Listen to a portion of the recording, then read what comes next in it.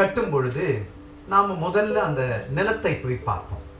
அந்த நிலத்தை பார்க்கும்பொழுது இந்த சின்ன இடத்துலயா நம்ம வீடு கட்ட போகிறோம் அப்படின்னு நமக்கு தோன்றாது. ஆனால் நம்ம நம்புவோம். அதற்கு பிறகு அந்த வீடு கட்டுகின்ற பொழுது நாம் சென்று பார்க்கும் பொழுது அந்த கட்டடம் கட்டிடும் சிற்பிக்கு ஒரு கான்ஃபிடன்ஸ் இருக்கும். ஆனால் நமக்கு அந்த கான்ஃபிடன்ஸ் இருக்காது.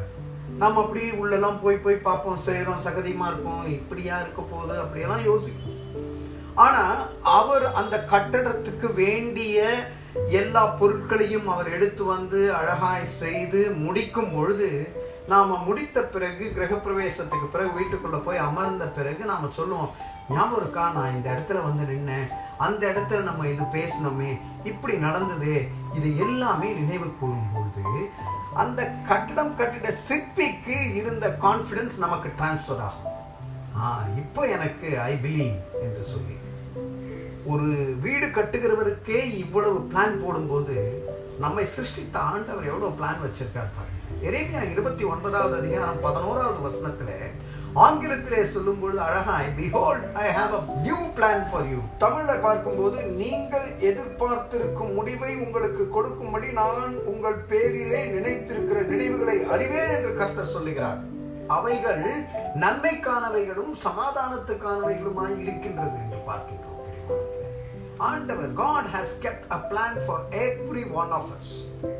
இஸ்ரவேல் மக்கள் தத்தளித்துக் கொண்டிருக்கின்றார்கள், கதறி கொண்டிருக்கின்றார்கள், எகிப்தியர்னாலே அழுத்தப்பட்டு கொண்டிருக்கின்றார்கள். அந்த இடத்திலே அப்பொழுது இருந்த பார்வோன் ராஜா இஸ்ரவேல் மக்கள் பெருக்கத்தை பார்த்து ஒரு பயம், நம்ம காட்டின அவங்க பெரியவங்களா ஆயிடுவாங்கன்னு சொல்லி எல்லா ஆண் பிள்ளைகளையும் கொன்று போடும்படியாக ஒரு கட்டளை இடுகிறார். கட்டளை இடும் பொழுது அப்போ இந்த எபிரேய தாய் அந்த மகனை ஒரு நாணற்பெட்டியிலே வைத்து அந்த நைல் நதியிலே விடுகின்ற காட்சியை பார்க்கின்றோம். யாத்திராகமம் 2வது அதிகாரம் 3வது வசனத்திலே பார்க்கும் பொழுது, ஒளித்துக் கொண்டு ஒரு நாணற்பெட்டியை எடுத்து அதற்கு பிசினும் சீலும் பூசி அதிலே பிள்ளையை வளர்த்தி நதியோரமாய் நாணலுக்குள்ளே வைத்தாள் என்று வேதம் சொல்லுகிறதை பார்க்கிறோம். அந்த பெட்டி எங்க போய் சேரணுமோ அந்த இடத்திற்கு கரெக்டா போகுது. பார்வோனுடைய மகள் அங்கே நைல் நதியிலே ஸ்நானம் பண்ணி கொண்டிருக்கின்றாள். அந்த ஸ்நானம் பண்ணி கொண்டிருக்கின்றவள் இந்த பெட்டியை பார்க்கும்படியாக கடவுளுடைய திட்டம். அந்த பெட்டியை பார்த்து அவள் அங்கே எடுத்து வரும்படியாக சொல்லுகிறாள், திறக்கின்றாள், பார்க்கின்றாள். தண்ணீரிலிருந்து எடுத்தபடினாலே மோசே என்பதற்கு அர்த்தம் one who is drawn out of the water. தண்ணீரிலிருந்து எடுக்கிறவங்க விடுதலை கொடுக்கிறவங்களா இருப்பாங்க. இயேசு கிறிஸ்து யோர்தானிலிருந்து தண்ணீரிலிருந்து எழுந்த பிறகுதான் அவர் ஊழியத்தை ஆரம்பிக்கிறார், விடுதலை கொடுக்கின்றார். தண்ணீர், அதனாலதான் அந்த ஞானஸ்தானம் எவ்வளவு முக்கியமாக இருக்கின்றது என்பதை நாம் அறிந்து கொள்வதற்காக நான் அதற்குள்ளே செல்ல விரும்பவில்லை. இங்கே தண்ணீரில் இருந்து எடுக்கப்பட்ட மோசே விடுதலை ஆக்குகின்றதை பார்க்கின்றோம். பிரியமானவர்களே, இஸ்ரவேல் மக்களை விடுதலை ஆக்குகின்றதை பார்க்கிறோம். ஒரு பிளான். அந்த அம்மா அந்த குழந்தையை பெத்தெடுக்கும் பொழுது அந்த பிளான் இருக்காது. தண்ணீர்ல போடும்போது பிளான் இல்லை, போய் சேரும் போது அந்த பிளான் இல்லை.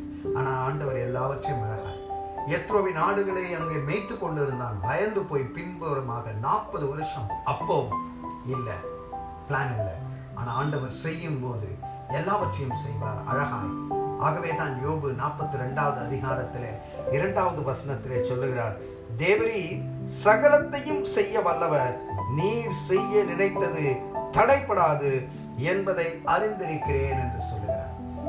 அதுக்கு பிறகு இந்த வசனத்தை, ஏன்னா 42வது அதிகாரம் வரைக்கும் அழுது வந்த யோபு இந்த 42வது அதிகாரத்தில் இந்த வசனம் சொன்ன பிறகு நாம தொடர்ந்து படித்து பார்க்கும்போது இரட்டிப்பான நன்மை.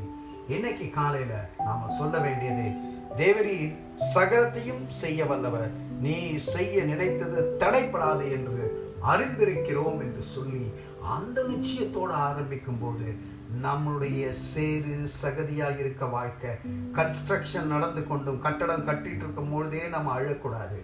ஆண்டவர் கட்டடம் கட்டுவது அதை முடிப்பதற்காக. கன்ஸ்ட்ரக்ஷன் இஸ் ஃபார் கம்ப்ளீஷன் என்கின்ற ஒரு நினைப்போடு, விசுவாசத்தோடு, உறுதியோடு இந்த நாளை நாம் ஆரம்பிப்போம். God morning.